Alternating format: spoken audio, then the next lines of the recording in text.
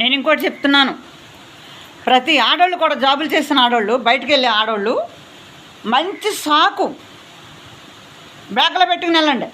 నేను ఇప్పుడే కాదు 2 సాకులు పెట్టుకుంటేదాన్ని అంత క్రితం, ఇప్పుడు మానేశాను.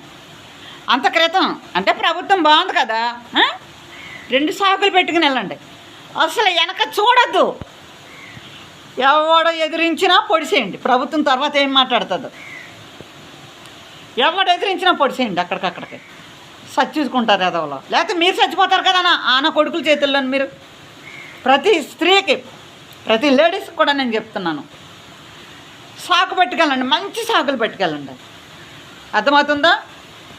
సర్జరీ బేడి ఎలా ఉంటుంది, సర్జరీ చేసిన బేడి అలా ఉండాలి. అది మీరు జాగ్రత్తగా ఉండండి. లేడీస్ అంతా కూడా జాగ్రత్తగా ఉండండి, భయపడద్దు, ఎదిరించండి.